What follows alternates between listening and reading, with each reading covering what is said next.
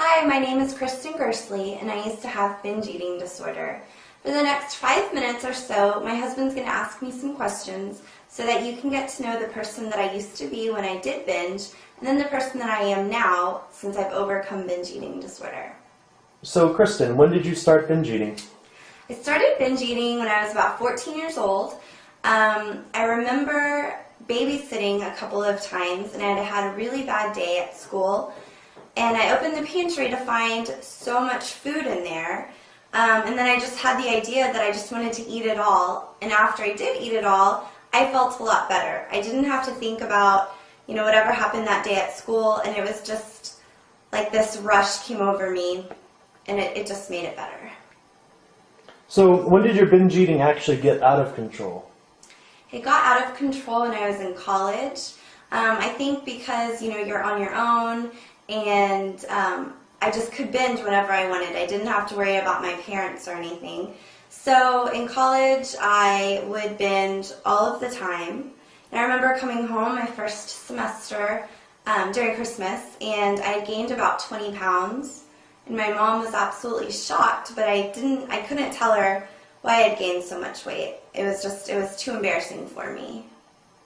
And what were your typical binges like? Did you eat a lot of different types of food? Yeah, actually when I would binge at home, I always had candy in the house, I always had chips in the house, I had dips, even bread and pastas, and I would just consume as much as I could in a matter of just minutes until I was absolutely stuffed. When I was at work, it was obviously a little bit harder, so I would go to Taco Bell, McDonald's, Sonic, any kind of fast food that I could get my hands on. I would hide the bags from the individual places in the back seat of my car so that the next place had no idea that I had just bought some food.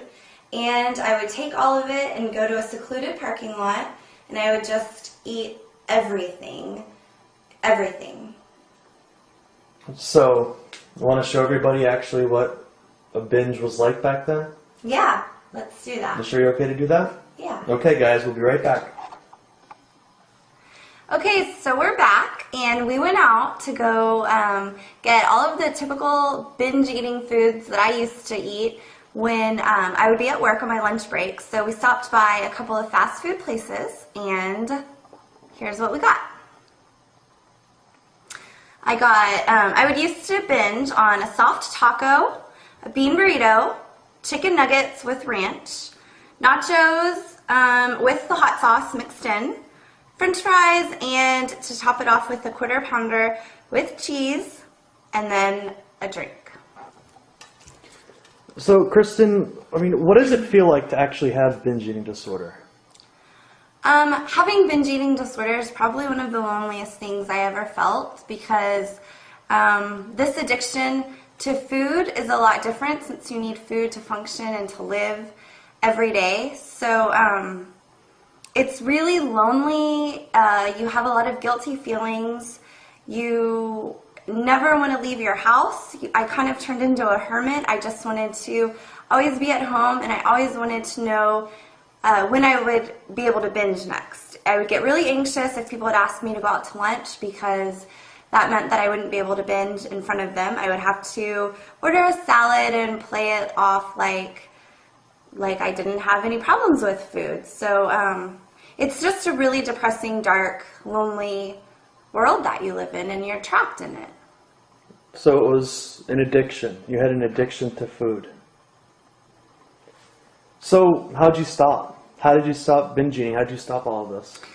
Well, when my husband, it was my boyfriend at the time, he was off on business for a week, and during that week, that would give me the go-ahead to just binge, and it was so exciting because I knew he wasn't going to be there.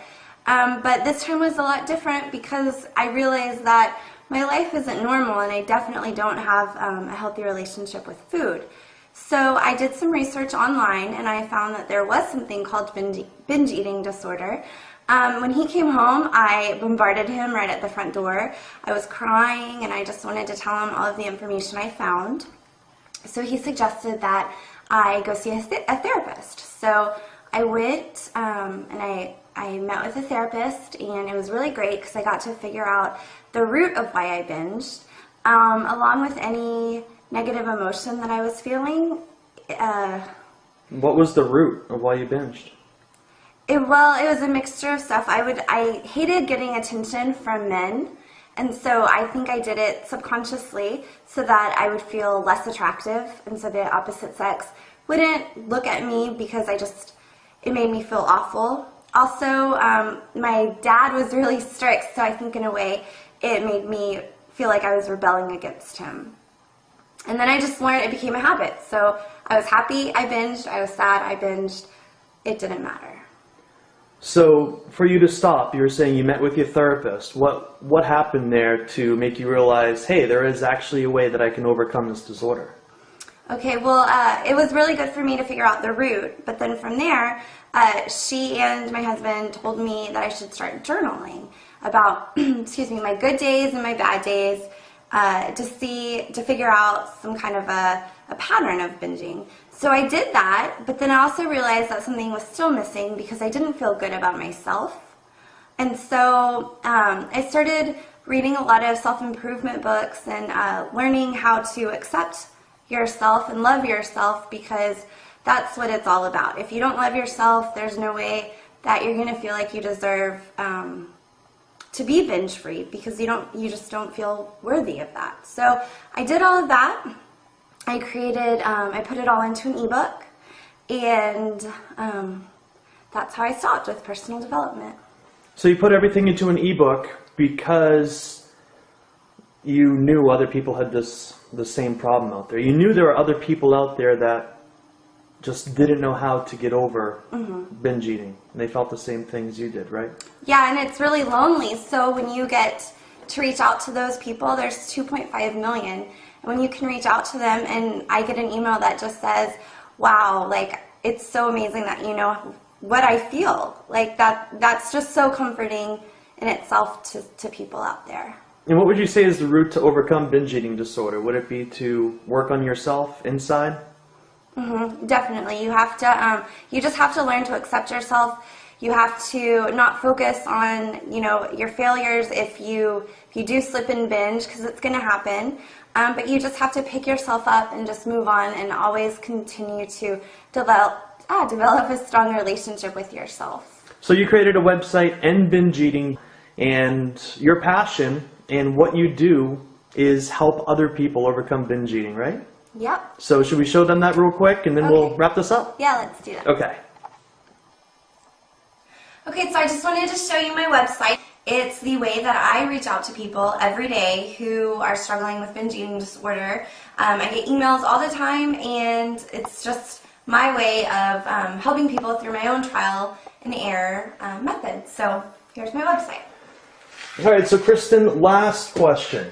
I mean, how is life different now that you've overcome binge eating, like with your family? My family, before, when I was binge eating, I never wanted to go see them, because every time I went, they had told me, oh, Kristen, looks like you've gained more weight. Now, I get along with my family so fabulously.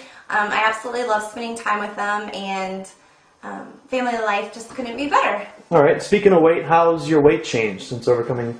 Okay, I was 190 pounds, so 10 pounds away from 200, and now I'm about 135. So I lost about 60 pounds. Couldn't feel better about that, so that's really good. And self-esteem, how's that different?